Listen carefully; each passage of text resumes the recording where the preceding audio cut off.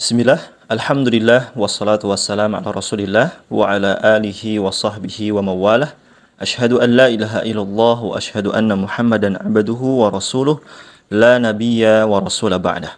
Ikhwani fiddin wa akhwati fillah, al-musyahidun al-kiram, para pemirsa yang dimuliakan oleh Allah Subhanahu wa taala. Alhamdulillah, pada kesempatan kali ini kita bisa melanjutkan kembali pembahasan kita terkait madrasah Ramadan.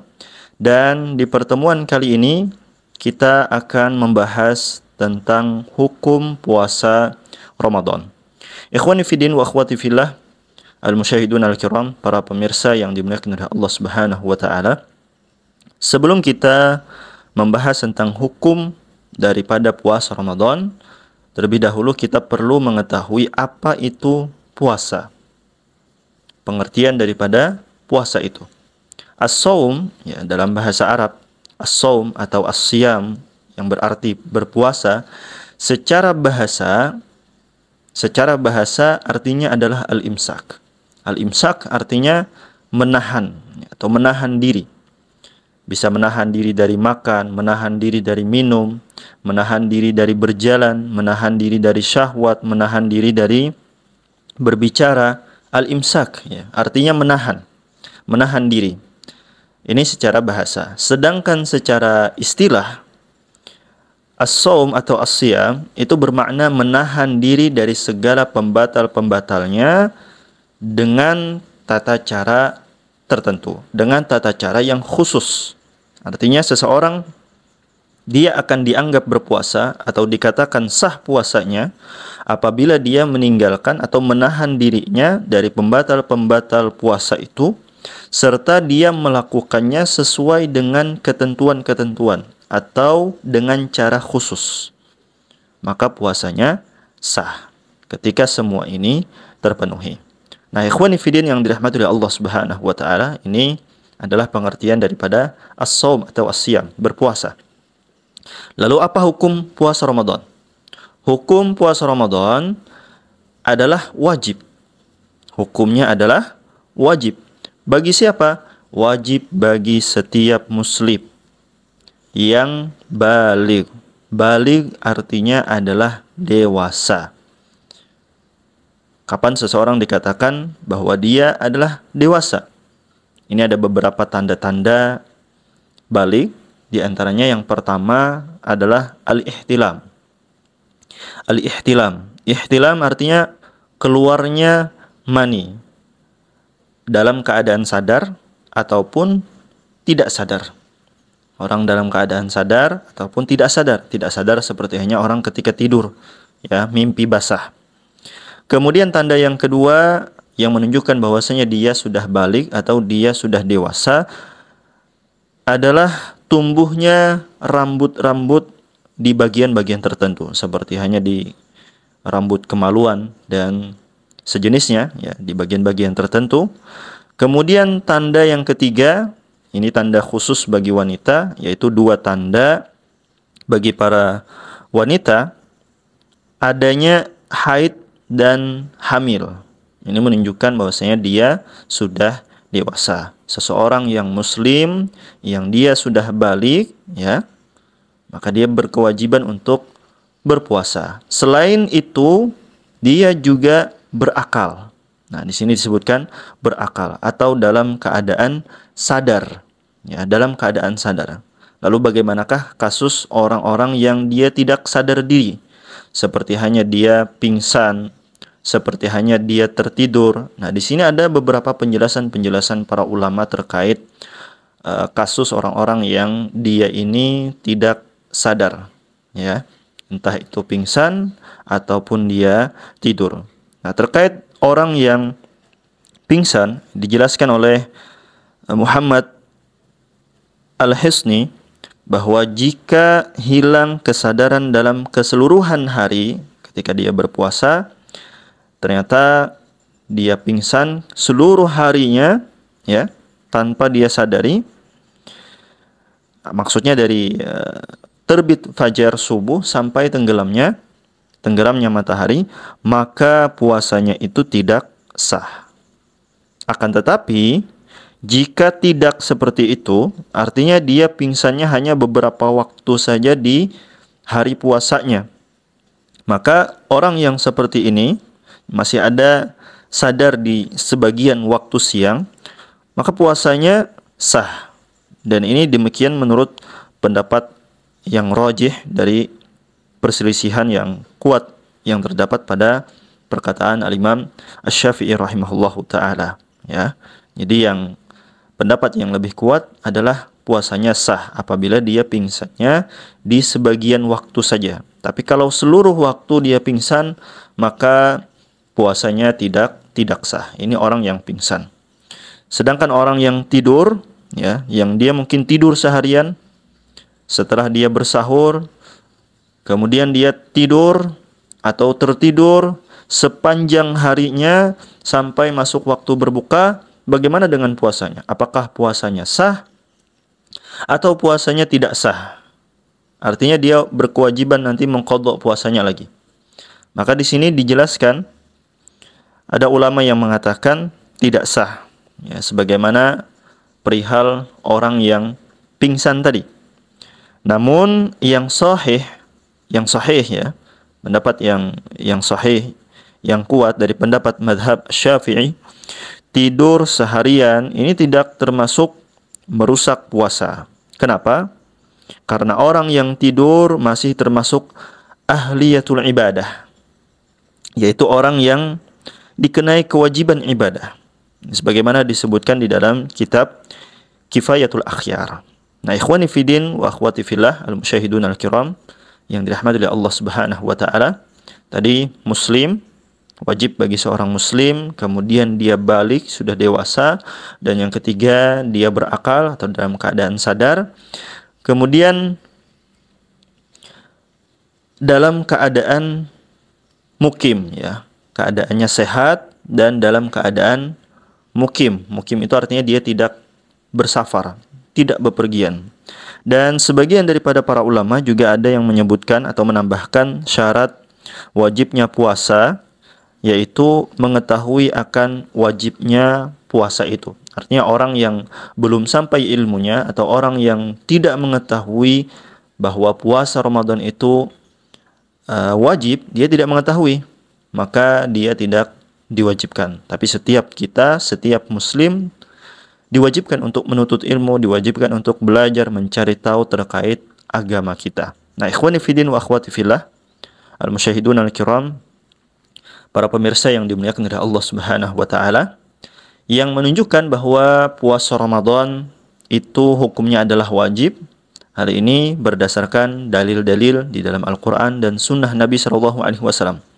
Bahkan kesepakatan para ulama atau ijma'ul ulama. Di antara dalil dari Al-Qur'anul Karim adalah firman Allah Subhanahu wa taala dalam Quran surah Al-Baqarah ayat 183. Kata Allah Subhanahu wa taala, "Ya ayyuhalladzina amanu kutiba alaikumus shiyam." Wahai orang-orang yang beriman, diwajibkan bagi kalian berpuasa.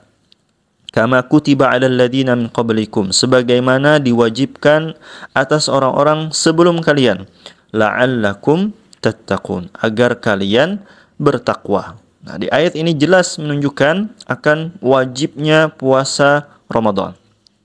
Kemudian di dalam as-sunnah, di dalam hadis Nabi SAW, beliau SAW bersabda, yaitu hadis yang diriwayatkan oleh Al-Bukhari dan Muslim dari Abdullah bin Umar. Nabi SAW bersabda, "Bunyal Islamu ala khamsin. Syahadati an la ilaha illallah wa anna Muhammadan Rasulullah wa iqamis salah wa ita'iz zakah wal haji wa sawmi Ramadan." Nabi SAW beliau bersabda, "Bunyal Islamu ala khamsin." Islam itu dibangun di atas 5 perkara. Ya, dibangun di atas 5 perkara. Kata Nabi SAW, syahadati an la ilaha illallah wa anna Muhammadan Rasulullah. Yang pertama adalah bersaksi bahwa tidak ada ilah yang berhak disembah melainkan Allah Subhanahu wa taala dan Muhammad adalah utusan Allah. Wa iqamis shalah. Kemudian yang kedua adalah mendirikan salat, ya, wa ita'iz zakah, menunaikan zakat, wal haji, yang keempat adalah haji, wa shaumi Ramadan, dan puasa Ramadan yang kelima. Nah, ini wajib, ya, jelas di dalam hadis Nabi Shallallahu Alaihi Wasallam, termasuk di antara pokok agama Islam. Itu di antaranya adalah puasa Ramadan, perkara ibadah yang agung, ya, ibadah yang sangat agung. Dan wajibnya puasa ini juga sudah menjadi ma'lum minad dini bidarurah. Apa maksudnya? Maksudnya adalah secara pasti sudah diketahui wajibnya. Karena puasa adalah bagian dari rukun Islam, sebagaimana yang sudah kita sebutkan tadi. Sehingga seseorang bisa jadi dia kafir jika ia mengingkari wajibnya hal ini. Ketika ada seseorang yang mengingkari bahwa puasa di bulan Ramadan itu tidak wajib, atau mungkin dia mengingkarinya secara jelas, ya, maka ia bisa saja terjatuh kepada kekufuran, ya. Jadi hukum berpuasa di bulan Ramadan itu adalah hukumnya wajib. Dan ikhwani fiddin wa akhwati fillah, al-musyahidun al-kiram, para pemirsa yang dimuliakan oleh Allah Subhanahu wa taala, di sini ada peringatan bagi orang yang sengaja membatalkan puasanya. Ketika di bulan Ramadan dia bersahur, dia berpuasa, akan tetapi dia membatalkan puasanya.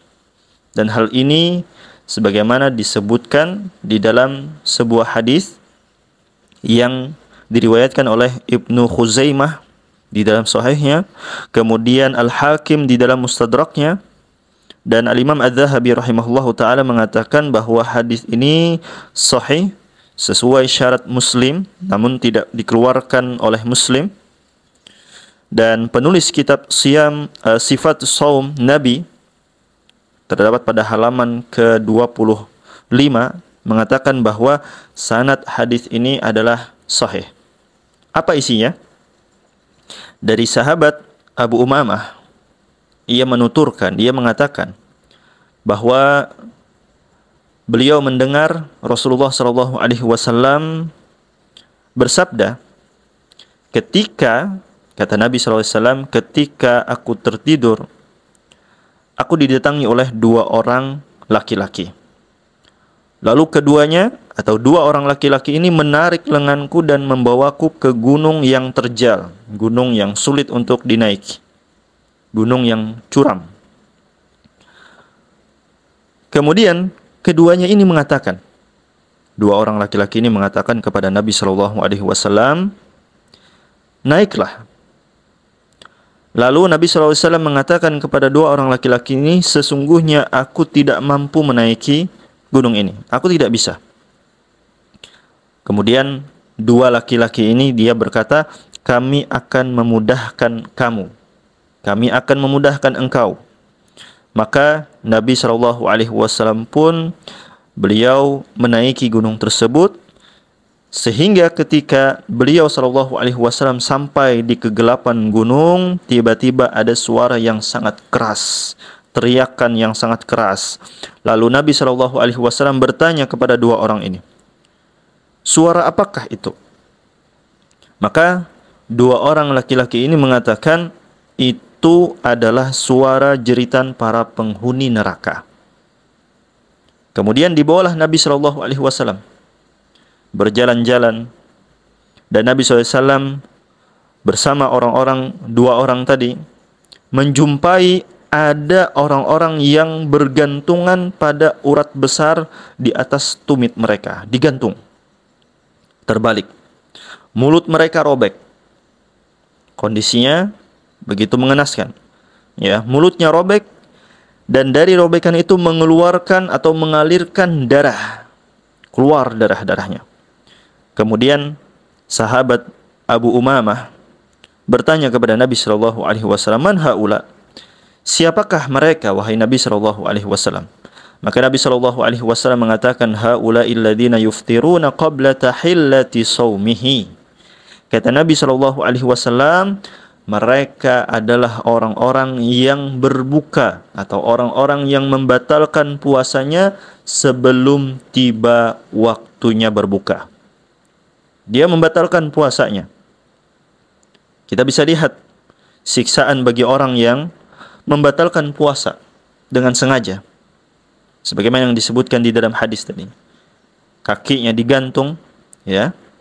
Kemudian leher mulutnya robek. Dari robekan tersebut mengalir darah yang banyak. Ketika ditanya siapakah mereka? Mereka adalah orang-orang yang berbuka atau orang-orang yang membatalkan puasanya sebelum tiba waktunya. Maka bagaimana dengan orang-orang yang dia enggan berpuasa, dia tidak mau berpuasa? Maka ini lebih besar lagi, lebih dahsyat lagi, lebih mengerikan lagi. Dan Al-Imam Adz-Dzahabi rahimahullahu taala, beliau sampai-sampai mengatakan, siapa saja, kata beliau, yang sengaja tidak berpuasa Ramadan, sengaja dia tidak berpuasa, bukan karena sakit, bukan karena udzur-udzur yang lain, udzur syar'i, maka dosa yang dilakukan itu lebih jelek daripada dosa berzina, daripada dosa meminum khamar, ya. Bahkan orang yang seperti ini, kata beliau rahimahullahu taala, diragukan keislamannya dan disangka sebagai orang yang terjangkiti kemunafikan dan menyimpang. Nah, ini wal'iyadzubillah, na'udzubillah min dzalik. Tentu kita mengetahui bahwa hukum puasa di bulan Ramadan itu adalah wajib. Maka berusaha kita menjaga puasa tersebut sebaik-baiknya. Walaupun ya kita jauh dari pandangan manusia, jangan sampai kita merusak pahala kita. Jangan sampai kita merusak puasa kita dengan berbuka sebelum waktunya. Dan ini peringatan bagi orang-orang yang dia enggan berpuasa atau tidak mau berpuasa, ya.